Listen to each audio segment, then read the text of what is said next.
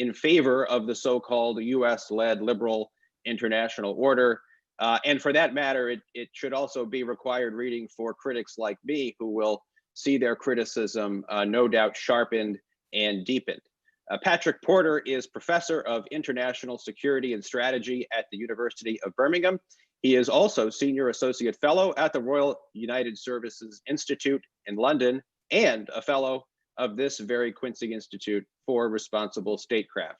And I am equally pleased to have Emma Ashford and Michael Lind with us to discuss the book and the many issues that it raises. Emma is a research fellow in defense and foreign policy at the Cato Institute. She focuses on the international security and politics of energy, and her writing ranges widely on US foreign policy. She's also the host of the podcast Power Problems, which I highly recommend to you as you power through the pandemic. And we have Michael Lind. He is a professor of practice at the LBJ School of Public Affairs at the University of Texas, Austin. You might think that his resume would indicate conventional views. He served in the State Department, edited Harper's and the New Yorker, among other publications, and co-founded New America, but the truth is quite the contrary, as you can tell from the title of his book, which is also out this year, The New Class War, Saving Democracy from the Managerial Elite. So why don't I start out with a few questions for Patrick, and then we'll open up the conversation to Emma and Michael, who should feel free to come in at any point. And we also invite audience questions, which I see are already coming in from Zoom. So that's terrific. Patrick, before you tell us why you think the promise of liberal order is a false one, why don't you tell us what the promise is and why it is alluring to the people who make US foreign policy? Well, thank you very much, Stephen and Michael and Emma, and to Quincy and to the millions worldwide. Well, the promise of liberal order is simply that a great power, the United States, when it became the world's superpower, became a hegemon. But unlike all the hegemons before it, was not imperial. It reinvented the world around its own liberal image. If liberalism means the liberation from tyranny, and if an order is a hierarchy that you create on your terms, this was the first time in the species history that a country had rebuilt the world and its foundations around these principles. So it's an argument that actually America domesticated the world, or large parts of the world, and the way the world operated to its values. That it then tamed that world into order and rescued it from depression, from autarky, from spheres of influence, from empire. And what's more, it's a promise about the present and the future, that things have gone wrong predominantly because people have forgotten that vision, because they've departed from it, and because its enemies at home and abroad are busy stabbing it and destroying it. That in other words, the American order itself is innocent of its own decline, is innocent of the crisis. Okay, it's not perfect, but the basic principles are sound. And therefore, in the future, if we are to climb out of the rubble of plague and war and debt and Trumpian demagoguery and all of that bitterness on the internet, what we need to do is to go back to the basic orthodoxies of free trade, of renewing vows with allies and expanding alliances, of leading the world's democracies against dictatorships, to order restoring military action, and to a kind of global armed supremacy. And I think this is alluring because it offers both the idea that America transformed the world and made a world historical difference, and at the same time that things are going wrong because people forgot how excellent it was, and it gets a whole way of looking at the world off the hook. And I was struck, perhaps as an example of what you're saying, by a section of the book that does something very simple. It shows how some influential commentators have taken completely contradictory positions just in the span of the last several years. For example, the commentator Ann Applebaum has recently called US-led security organizations special and inviolable, okay, almost sacred, ends in themselves. This is presumably in response to Trump's rhetorical attacks on NATO and other alliances. And yet, as you show, just 4 years ago, she was urging the Obama administration to threaten to leave NATO in order to gain concessions. So much for an inviolable relationship. Patrick, so it seems like you think there's something at work here that runs deeper than just opportunistic partisanship, and certainly goes beyond Applebaum, who's just one of several examples that you bring to bear. Do these examples show us why the promise of the liberal order is false? How it's possible for one moment to have the same people urging the United States to bully the world, because after all, this is a US-led order, and at the other moment call for a kind of sacred US-led order in which the United States is following rules and serving the common good. Right. So there's two thoughts that are both important, but which are hard to hold at the same time. And that is that on the one hand, what we've had since World War II is the least bad, in many ways the best that we have had so far, for all of its many problems which I talk about. This is the gentlest hegemon we've had. But on the other hand, even in that world, the act of ordering others, the act of creating hierarchy and leadership is ultimately very rough work. It's coercive. It involves the smack of government, the threat of coercion. It involves rule breaking, etc. What is striking about the Trump era is that in many respects, Trump is not exceptional in what he does if you look at the actual pattern of behavior. But what is unusual about Trump is that more than any other president, he removes the euphemism, he removes the mask from power. This is, if you like, in the Roman terms, moving from the principate to the dominate, right? Where there is this kind of nakedness and brutishness to Trump's exercise of American primacy. For instance, decades ago, American presidents or officials would, behind closed doors, coerce or strong arm allies to do more or to defer or to follow America's direction, whilst in public affirming transatlantic solidarity, whatever. Well, Trump humiliates them in public. There's something quite shocking about that to a lot of minds who actually support American primacy, that he makes it much harder to look away from the nature of power and from the darkness of power. It doesn't mean I'm endorsing the way Trump does that, but I think that's something that brings to the foreground what is quite shocking, which is actually you can't have hegemony without that kind of dark power politics. And the question is not to go away from power politics, but how to exercise it more prudently. So it's that closeness of leadership and domination. Terrific. So, Patrick, you advance quite a strong claim in the book that liberal order is a contradiction in terms. You write that it cannot possibly exist. Emma and Michael, I'm wondering if you would go that far, or does Patrick not give enough credit to some liberal ends of US global hegemony, even if, let's say during World War II or the Cold War, they were sometimes realized through illiberal means? Emma, do you want to take that up? Sure, yeah. So thanks to Quincy for having us and for hosting this great event on Patrick's book. So that's not quite how I read the book, and Patrick, please feel free to correct me if I'm saying this wrong. But how I read it is that there are two phenomena, right? There is the American-led order, and then there is the myth that we have constructed about it, and that American-led order, American hegemony, as Patrick notes in the book, had some liberal characteristics. It's just that they were historically and temporally constrained, and as he notes, you can't actually construct a full order without resorting to some illiberal aspects. I particularly love the point that he makes about the sort of the liberal international order at its birth in 1949, at least according to the myth, really isn't the same thing that we actually have today, but it's become this sort of overarching myth. So how I read Patrick is that he's talking about the reality being a fundamentally Gilpinian notion of order, the idea that hegemons construct an order that to some extent reflects themselves.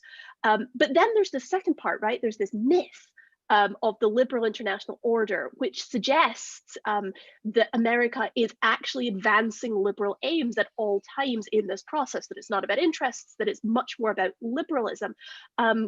And from my point of view, it's the myth that is the increasingly harmful part. As I quite liked, again, another phrase that Patrick used, is the US as a Jacobin state in the system, or, to use the IR terms, that it's becoming a very fundamentally revisionist state. And that as we buy this myth that we are a liberal force on the world stage, we're increasingly trying to reshape the world in that image, even if it's not necessarily true. So I took that there are sort of two liberal orders here.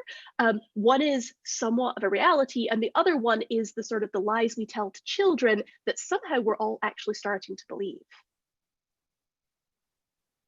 Yes, I agree with the broad scope of Patrick's critique. I think, if anything, you can tease apart the different meanings of the word liberal, which I just find, very confusing in this whole discussion. It seems to me there are three definitions of liberal, one of which is, international flows of goods and money and labor across borders, which we think of as globalization. Laissez-faire, that's economic liberalism. The other is civil libertarianism within particular countries. That is, the right of free speech and protest and assembly. And the third is what used to be known as national self-determination, Wilsonian self-determination, which until recently was thought of as a precondition for democracy. Now you have people saying nationalism is a threat to democracy, which I kind of find hard to understand, since the whole premise of self-determination was that cultural linguistic nation states would have their own governments. So how does this fit the discussion of American hegemony? Well, ironically, you could argue, and I'd be interested if Patrick agrees with this or not. I think it broadly is in agreement with his views. The US was a hegemon, but it was an illiberal hegemon because most of its allies were dictatorships. They were autocracies all the way up to the end of the Cold War in 1989. Most of the states that were allies of the United States in Latin America, East Asia, remember, South Korea and Taiwan were dictatorships up till the end of the Cold War. Japan was basically an illiberal one-party state pretending to be a democracy. Our Middle Eastern petro-democracies were tyrannies and are. So American hegemony was real. The American liberal world order, people get that right, but it wasn't liberal either in the democratic sense, since most of our allies were dictatorships, and internally they certainly were not civil libertarian. And when it came even to trade, the two major capitalist countries that were protectorates of the United States, West Germany and Japan, were non-liberal economies. To use the political science term, they were not liberal free trading countries like the UK and the US. So hegemon, yes, liberal, no. Patrick, do you want to reply to that? I'll have a follow-up, but there's plenty on the table. Let's keep going. I think come back on those things, yeah. Good. All right. John Schussler has a question from the audience. What does Porter, that's you, what does Porter make of the argument that the United States, if it has been an empire, has been an empire by invitation, at least at certain times and places? And I would add to that, inspired by Michael's and Emma's comments, your critique is applied in the book to US global hegemony from the beginning, in origins in World War II and then the early Cold War. But the myth that you object to, that Emma has foregrounded, do you see that as something that also informed US conduct during that period, or is it something more recent that you think has made US foreign policy less prudent, less defensible since the collapse of the Soviet Union? It's great to hear John's in the audience. I'm delighted. So yes, in times and places, there was a degree of invitation, demand, and in fact, one of the problems we have now is that a number of allies are themselves caught in a grip of liberal nostalgia about American power. In Australia, the country of my birth, there are some in the sort of foreign policy establishment who wax lyrical about an American liberal order, which they claim was quote unquote cheap. Well, now, I'm in favour of the American-Australian alliance, but it wasn't cheap all the time. Agricultural subsidies that shut out Australian farmers weren't cheap. Vietnam wasn't cheap. But there are other times when there wasn't an invitation, that this is straightforward coercion in the face of resistance, because resistance has shaped this order as well. Nuclear proliferation against America's wishes. That large belt of territory known as the Bloodlands in the Middle East, all the way through Asia, during the Cold War and afterwards. The long grinding struggles today in the Greater Middle East, where it's the exercise of power in the face of protest, opposition, dissent, and culminating most recently in the formal request by the Iraqi parliament to leave and America refusing. Now, there is a problem here, though, as you say, that the United States, at least the dominant version of American sort of global leadership, sees itself as fundamentally different, as non-imperial, and that in itself can have pernicious consequences, because if you regard yourself as singular, as exceptional, and as unimperial, then you are less conscious of the nature of the choices you're making. You are more likely to be shocked by resistance and less able to withstand the costs of empire, which is why the era of 9/11 spawned a whole literature of American writing and British writing about empire and whether or not America should come clean and admit that it is in fact running an empire. Now, that's not to say that it's the same kind of empire as the Eurasian ones, but there is a certain false consciousness in regarding one's own projection of power as based entirely upon traction and consent.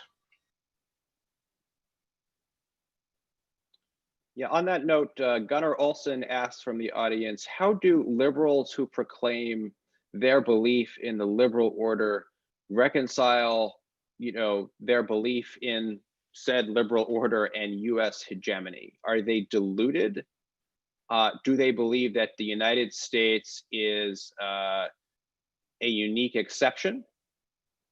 Or perhaps is it, going back to what Michael was suggesting, that there is an indeterminacy to the notion of liberalism that allows the concept of liberal ordering to be useful, because you can always find some kind of liberal justification for what the United States is doing somewhere, even if you, Patrick, can turn around and say, well, that was illiberal somewhere or by some other definition of liberal. So is its very slipperiness kind of part of the point, or do you think there's a certain degree of self-delusion? So I'd say two things, and that's another excellent question. First of all, within the American foreign policy establishment, very broadly speaking, the word liberal came to replace the word Christian. For a long time, during the decades of the Cold War, the language of American power abroad was much more explicitly and unembarrassedly spiritual. From George Kennan to Dean Acheson to Jeane Kirkpatrick, this was about a godly struggle against evil. Liberal, in a way, has become the acceptable, polite way to talk about benign, good and bad. So that's an important sociological shift within the corridors of American power. Secondly, I'd say that, as you've indicated, Stephen, there is a slipperiness to liberalism, and it can mean, as Michael has said, as Emma said, it can mean a number of different things, some of which are contradictory: human rights, sovereignty, etc.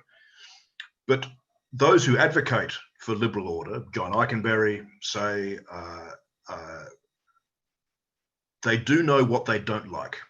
They recognize what they don't like when they see it. They didn't like the unilateralism or the swagger or the militarism of the Bush II administration. They don't like the tariffs, the protectionism, the crude racism of Trump. And in a way, as during the Cold War, liberalism itself takes on a kind of coherence in mobilizing against what it knows is the antithesis. Hence the desire to kind of create a prehistory where you can contrast the heresies now from the orthodoxies then, even if that so-called 70 years of peace and prosperity becomes highly mythologized. But again, 70 years suggests a kind of biblical completeness. If I could just sort of add a little, I think there's also a distinction that it comes up in the book, but perhaps, you could make a little more specific, which is the distinction between liberal means and liberal ends. And often what we see is that American foreign policy has liberal ends in mind, but that the means that are used to get there are fundamentally illiberal. So the imposition of US military force in order to improve human rights in various situations. And that is a tension that you simply can't avoid. If you wish to achieve those liberal ends, you have to accept the exercise of force. And I think you make a case in the book, but also more generally, that Washington has become fairly comfortable with that exercise of illiberal means to achieve liberal ends. One criticism I would actually level at the book is that I think you perhaps a little insufficiently separate the Cold War and post-Cold War periods in this discussion. Because if we're talking about ends in the Cold War, our ends are something very different than they morphed into in the post-Cold War period. And I think you could perhaps make a compelling case for the use of illiberal means to achieve, pushing back on the Soviet Union and keeping the Western world safe for democracy. I think it's much harder to make that case for the use of illiberal military force when what we're talking about is sort of brush wars in various places or human rights violations or things like that. Patrick, do you want to respond to that? Oh, yes, just very quick. I mean, that's a really, really excellent point. I mean, I guess it depends which side you fall in the argument about the continuity or discontinuity in American foreign policy since 1945. I'm more on the continuity side in terms of primacy, even beyond containing the Soviet Union. That, for example, that NATO becomes the instrument of American hegemony in the continent, as well as being there to kind of block Soviet expansion. But I take your point, absolutely. But what's also important about the means and ends point is that I argue that in the tragic, bad, anarchic world we live in, what's interesting about American choices is that some of the most cynical choices to bargain with illiberal forces actually had some of the most desirable outcomes, net gain. I mean, the Nixon-Mao bargain, if you look at that, if you look under the bonnet of that, it's pretty brutal stuff about who suffers, but closing down an entire front of the Cold War. The Dayton Accords in Yugoslavia that freeze and lock in ethnic divides. Even rebuilding West Germany and Japan involves collaborating with old fascist elites of the old order, right, for stability. Whereas some of the acts that were the most self-consciously liberal and ambitious and transformative, economic shock therapy in Russia, or the attempt to transform the Middle East in the war on terror in Iraq, actually have some of the worst outcomes. So there is a real tragic divide there about means and ends, which I think you're absolutely right to point to. And one of the claims you make in the book is that those who give a narrative of the liberal order tend to exclude completely wars like Korea, Vietnam, Iraq in 2003. And if they don't exclude those wars, they treat those as mistakes, errors that can be separated from the essence of the liberal order. Patrick, could you explain why you hold that view? And there are moments in the book where I get the sense that you're not just arguing that liberal ordering is naive, but that it's positively dangerous. And it's more dangerous to promote the liberal order than it would be for both the United States and the world, than it would be to engage in a more hard-headed, naked form of power politics. So could you respond to that? And then I want to go to Michael after that to get his view. Okay, so 2 points there. in a way, sometimes this argument is a bit like lawyers arguing and haggling in a courtroom about what should be included in the pleadings and what shouldn't, right? Or the indictment. One problem for the liberal order side of the argument is, where does Asia fit? Where does the Middle East fit? Where do these great, terrible wars fit? Because the mythology loves talking about the apparatus and the virtue of military power when it's standing still, alliances, bases, commitments. But when you press play and watch the actual the bloody exercise of that military force, suddenly it gets very demure. One argument is that Vietnam, say, or Iraq, or even the second half of Korea, were bad because they were lapses from the liberal order. That's when we turned imperial. But that's then a problem, because the architects of those wars themselves, if you look at what they thought they were doing, they really sincerely believed that they were waging those wars in order to defend the order of the world, to show America's credibility and its resolve and its strength and its capacity to deter. Henry Kissinger didn't think he was lapsing away from the international order. He thought he was holding it up by showing that America was faithful to its allies while trying to find a way to pull out, etc. So we need a better account of where these wars fit. I think they are part of the hierarchical ordering. They are not departures from some essential goodness.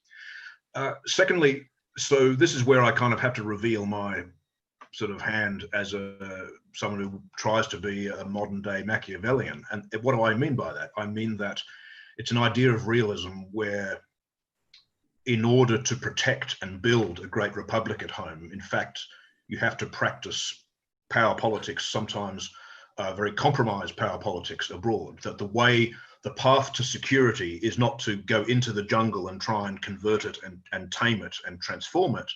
The path to security rather is to try and preserve institutions at home whilst doing enough abroad to keep an unthreatening balance of power. That if you do go abroad as a vigilante to transform the world in your image, you are likely to fail and at the same time destroy it at home. And we've seen graphic illustration of that this past few weeks in American streets, in American cities, where the war on terror has not been a successful venture, but it has contributed in a non-trivial way to militarizing and coarsening American policing and American public life. Yeah, I agree with that. The one dimension that I would stress maybe more than Patrick is the economic. I think that institutions like the Trans-Pacific Partnership, the TTIP, the Euro-American Free Trade Zone, I think this is really very central to the defense of the liberal world order, which frankly, I think, and this maybe this answers Patrick's question, like where's Asia, where's Latin America? I think a lot of what is called globalism is really just Atlanticism. It's this idea that North America and Europe are this single super civilization, and you have trilateralism, but people in the foreign policy elite in the US and Europe really feel an affinity for their counterparts, which they don't feel, in my view, for Japanese and South Korean and Taiwanese diplomat. Australia, yeah, because of the cultural connection. But so it's just the one wrinkle I would throw in there is I think that the liberal world order is being used as part of a political project by the economic elites in the US and Europe to remove decisions about economics, the location of industry, immigration, things like that, from national democratic legislatures in the US and in the EU to transnational trade tribunals and so on. And I think maybe that partly answers Patrick's question. That is, they're really much more concerned with making sure that their own populations don't become protectionist in economics than they are with, who controls Himalayan passes and things like that.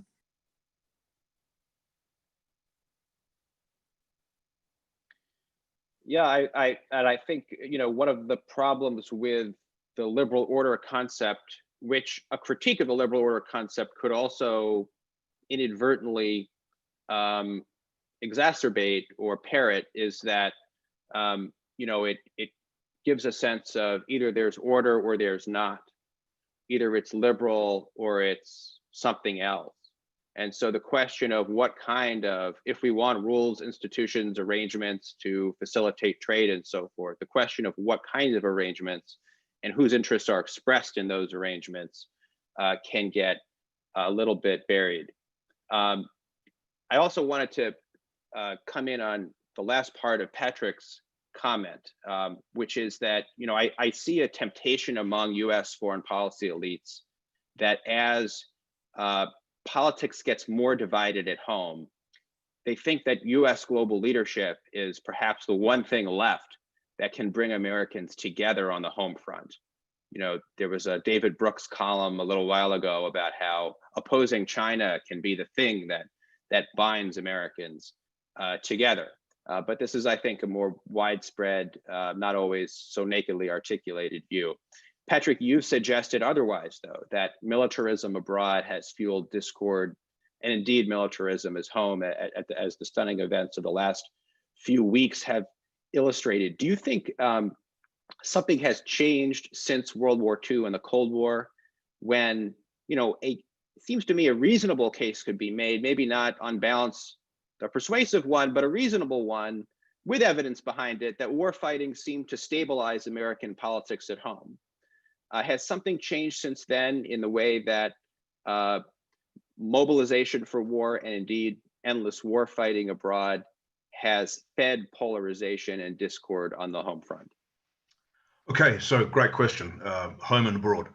I think firstly, what is significantly different since 2001, if not before, is there's been permanent war, or at least open-ended deployments under the auspices of the authorization to use military force. So there is a significant difference between actually permanent campaigns, even if they're being waged only by a fraction of the population and professional military forces, even if they're being funded by the credit markets rather than tax. That's significantly different to kind of just a long security competition with an adversary. I mean, I would also want to push back on the idea, I mean, as you've said, there is a kind of certain Cold War nostalgia out there, that can't we find a great unifying enemy, which then projects kind of World War II onto the Cold War. I would also want to say that probably isn't true historically, that at least on the occasions when the Cold War turned most hot in certain theaters, Korea, Vietnam, etc., it actually poisoned and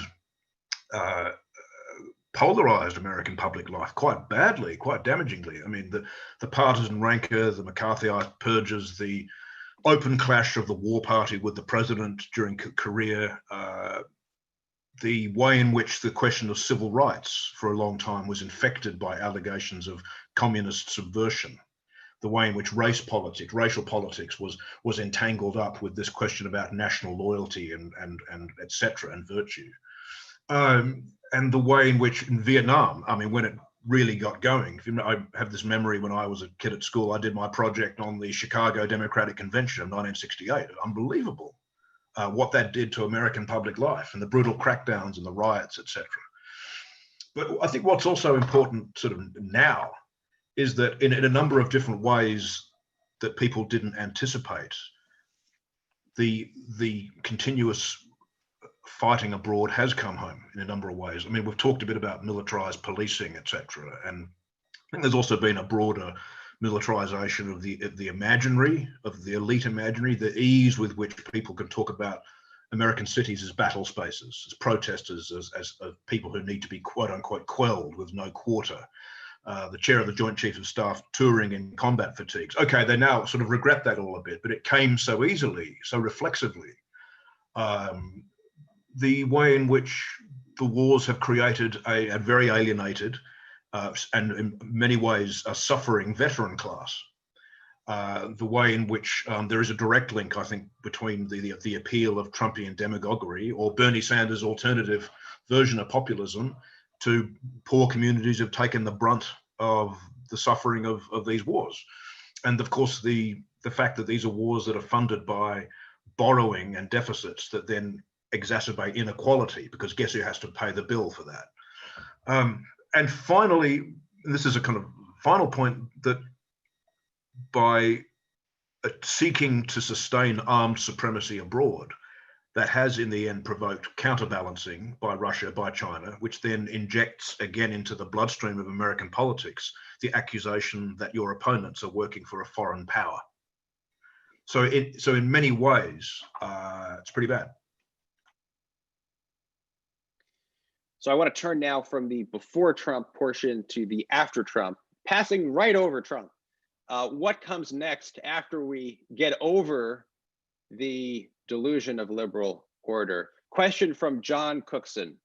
If all Americans read your book and were entirely persuaded by its argument, best possible scenario, what actual changes in US foreign policy might you expect to follow? And then I want to get Emma and Michael to give what they think the implications might be, if they're different at all from the ones that Patrick thinks.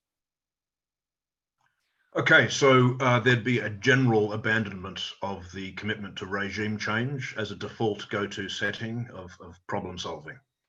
A recognition that most of the time toppling regimes abroad creates winners and losers, creates a cure that's worse than the disease, exacerbates conflict, and replaces usually authoritarianism with something worse, which is usually more threatening to American security and certainly wasteful of American resources. So a shift back in the emphasis to deterrence, arms control, stability, and more broadly trying to coexist with things that you don't like in a world of pluralism and difference, right? So that's one sort of practical thing.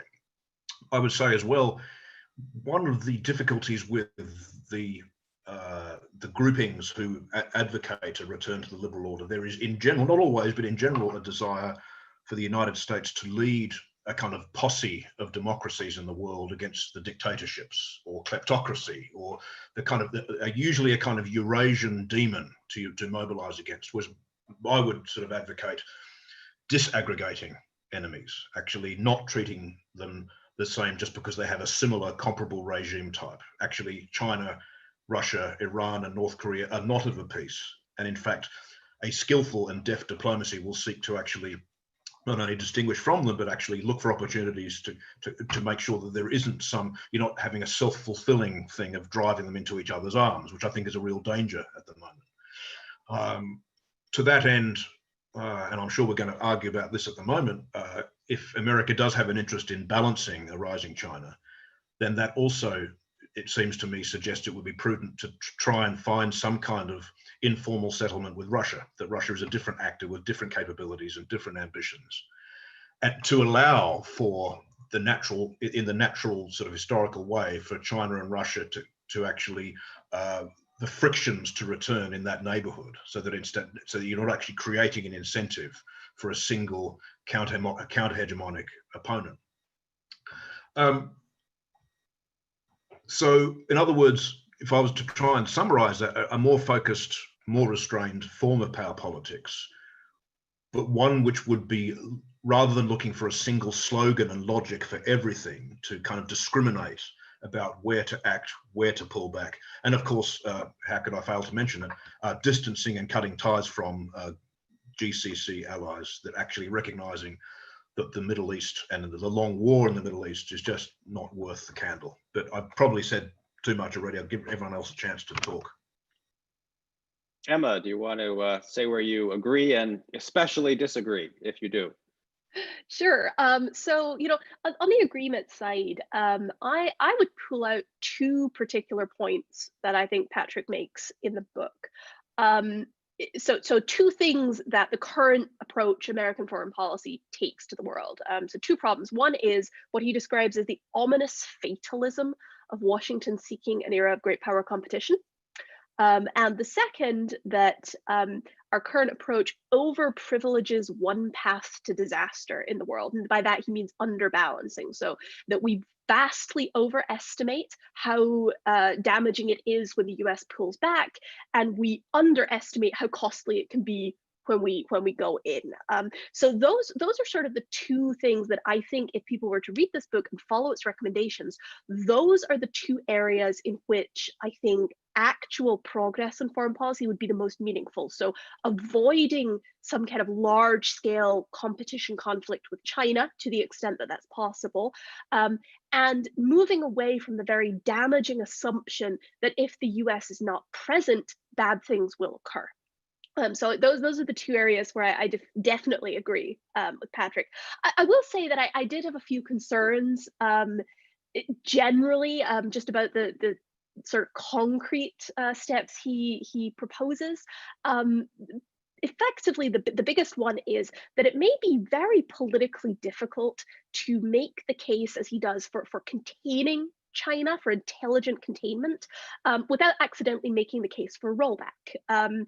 You could call it the Kennan trap, right? What Patrick is proposing in this book is very similar in many ways to sort of an early Kennanite approach to the Soviet Union. But that, as we all know, snowballed pretty quickly into rollback and all these other very damaging sort of forward policies in the Cold War. I worry that what Patrick is suggesting here is that we try to create a multipolar system where China doesn't become sort of any bigger than it is, doesn't become more of a threat, but that we may end up just sliding into some sort of Cold War 2.0 as a result. Yeah, well, I think if you look at what succeeds Trump, the parties, I think, are fairly now coherent in their foreign policies. The Democrats, they won't tell you this, but they've essentially written off the idea of the United Nations, policing the world and things like that. It's basically the US and NATO. So if you look at Obama's approach to countering China, the idea was to create this giant transatlantic bloc, basically of Europe and America, but you throw in, our East Asian allies and Australia. And then China would have no choice but to join this. So it's kind of globalism on a smaller Atlantic scale model, which you then gradually scale up over time.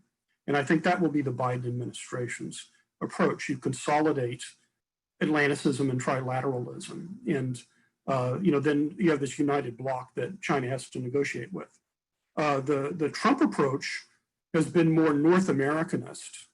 That is, it's equally devoted to primacy, but it's just very transactional, and it does not see the Europeans as a reliable ally on various issues. And so, the liberal world order people are always denouncing Trump for, being anti-diplomatic. He did replace NAFTA with the USMCA, which actually has the tendency of deepening US, Mexican, Canadian integration, however maladroit he's been in his comments about Latin American immigration. So you just looking forward in terms of prediction, I don't think there's much of a market for a more restrained US foreign policy in either party, but I think you'll have a more Atlanticist party with the Democrats and a more North Americanist, if you want to call it that, with the Republicans.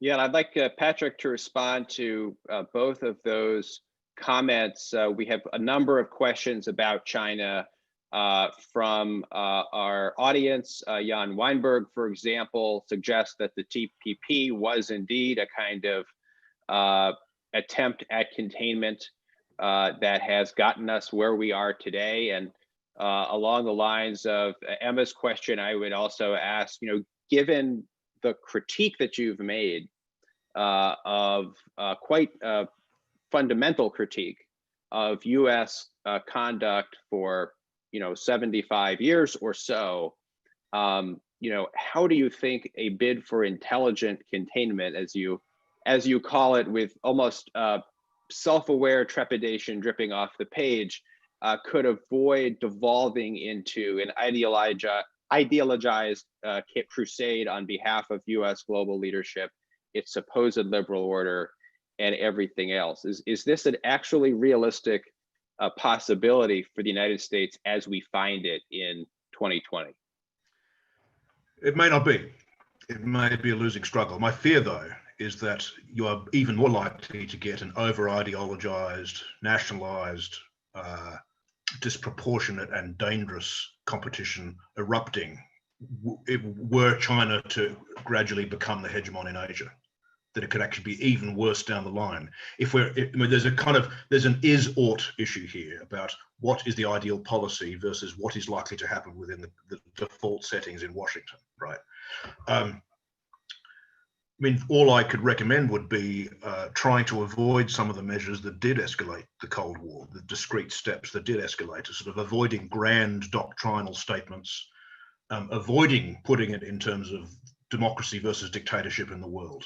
Actually, for once, appealing to the pragmatism of the American people. This is not about policing everything or a crusade to transform the world. It's about making sure that there is enough of a stable balance abroad so there's no one threatening boss. And that's going to include some difficult bargains with an authoritarian Indonesia and increasingly authoritarian India, for that matter.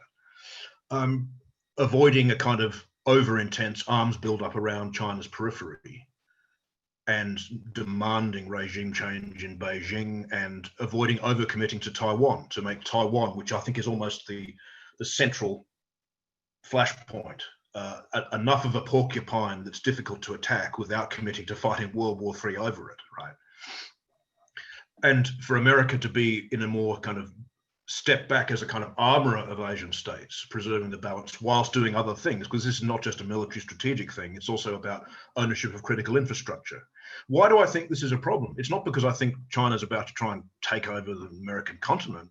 It's that I fear that on its current trajectory and its increasing capabilities, it has the ability to coerce foreign citizens and foreign countries and corporations to the point where the democratic liberties of our own citizens can be threatened. The NBA affair, the trade affair with Australia, the way universities are being strong-armed, etc.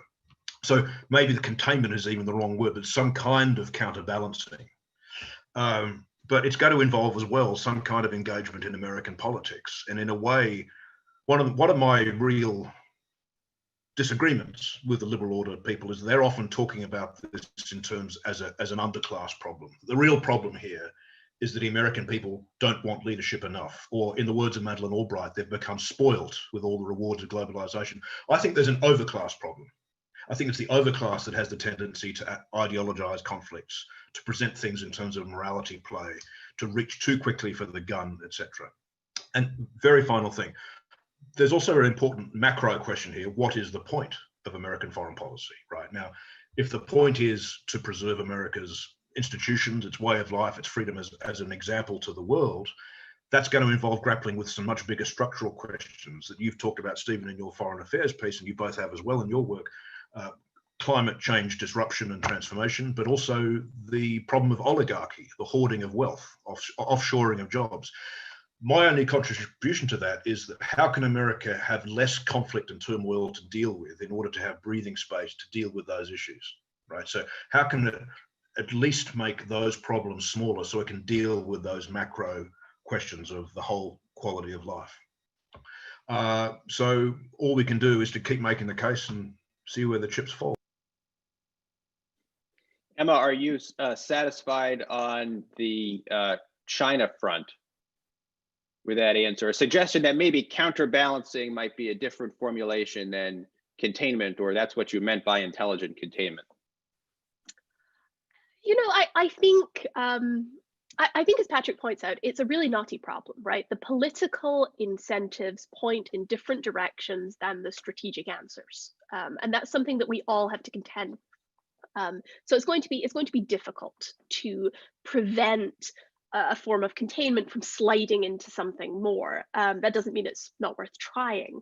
On the question of sort of the domestic versus foreign policy, I think this is something that a lot of authors, not just Patrick, are starting to sort of pick up on in their work. And I think it's really important. Patrick included this really great E.H. Carr quote in the book. You know, he described it as foreign policy as a moral device invoked in perfect sincerity by privileged groups in order to justify and maintain their dominant position. And I think even though that was written almost 100 years ago, that really sums up very well, I think, how a lot of Americans view foreign policy today. They tie it together with economic policy, they tie it together with a lot of other things. And the message that comes out is that what is happening overseas, what the US is doing in foreign policy, is not necessarily good for my interests, it's not necessarily good for us here at home anymore. And so, you know, I think for any new strategy, whether it's the primicists, whether it's Patrick's intelligent containment, whether it's some other version of restraint, convincing people that your strategy is in their interests, convincing the American public, that's going to be the biggest challenge going forward. Michael, I'm wondering what you make of the politics problem.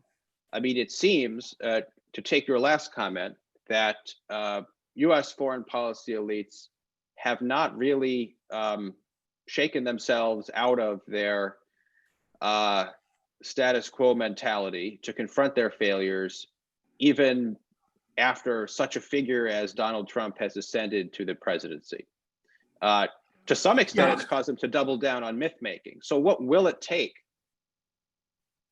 Well, I don't see the foreign policy establishment as a weak declining force. I see it as a revolutionary regime.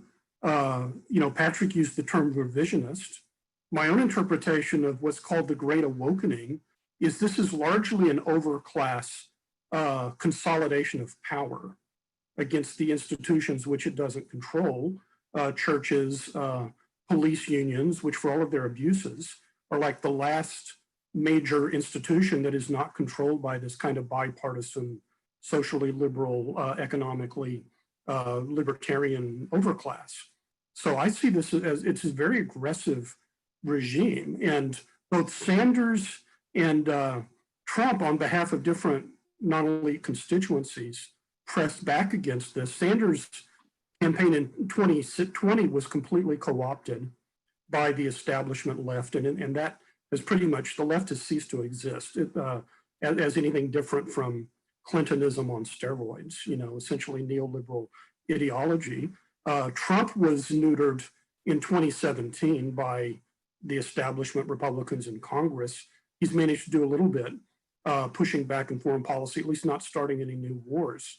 But so I think the greatest threat to democracy right now is our own establishment, because what they're doing is, and I agree with Patrick, they're rewriting history so that World War II and the Cold War were not about the self-determination of sovereign states against empires, the Nazi and Japanese empires, decolonization, all of this. They're rewriting it so it was defending individual human rights by military force, by foreigners, okay? So so the French resistance was not about French sovereignty. It was about, individual rights in France, which were vindicated by the D-Day invasion.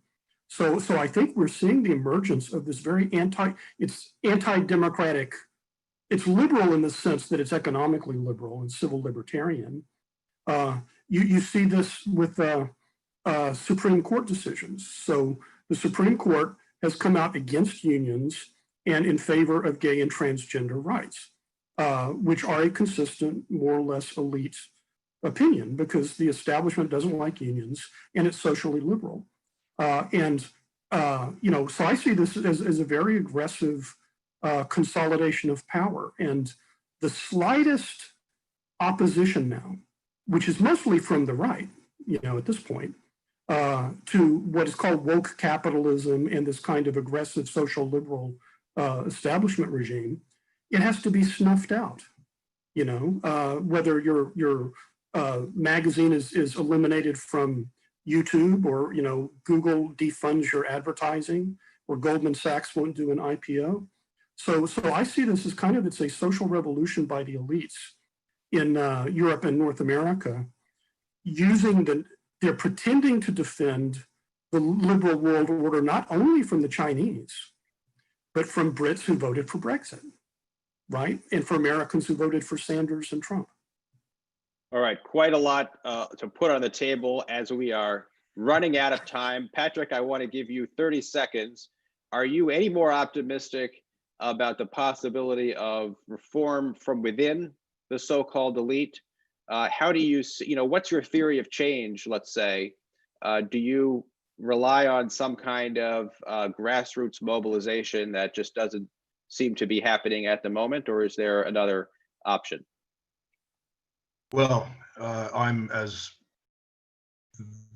pessimistic as I was a few years ago when I argued international security for the roots of continuity in American foreign policy. And that is that I think that there is a theory of change, but it's quite a stark one, which is it would take the coming together of two elements: a great seismic strategic shock and a very determined actor in the White House, specifically, given the imperial nature of the imperial presidency, a very determined president. At times it has looked like that might have arrived. We now have the COVID, Great Depression, earthquake, perhaps, but I don't think Trump has turned out to be that determined an overhauler of the whole thing. Of course, he's shocked a lot of convention. Of course, there's a lot of turmoil and disaster. And of course, in many other ways, he's heightened militarism and American deployments, etc. But actually being fundamentally to question, for instance, commitments in the Middle East, really, I don't see that coming any closer.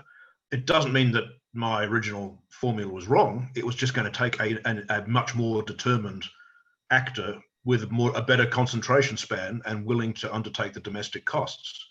But there's something about being a giant continental-sized, supersized superpower where it seems that the established habitual way of doing things really does die hard. Terrific. On that cheery note, I want to thank Emma Ashford and Michael Lind for joining us today for an enlightening discussion, which I hope we can reprise. And thank you, Patrick, for writing this book, The False Promise of Liberal Order, available from popular retailers, and they deliver. And thanks to everybody who has joined us this afternoon. I will turn it back over to Trita with some announcements. Thank you so much, Stephen. And let me add my thanks to Patrick, to Michael, and to Emma for a fantastic conversation. A bit depressing at times, but certainly a tremendously stimulating one. Before I let you all go, I want to make sure that I let you know about next week's webinar that we will be hosting here at Quincy Institute on June 25th, which marks the 70th anniversary of the start of the Korean War. We will have a panel titled The Legacy of the Korean War on US Democracy, Economy, and Society. Speakers include Congressman Ro Khanna and QI fellows Mary Dudziak and Nikhil Paul Singh. So if you haven't already, please sign up for QI's mailing list at quincyinst.org so that you will get all of the notifications, not only for our webinars, but also for our reports and other writings. So with that, thank you so much for joining us today and hope to see you next week. Thank you.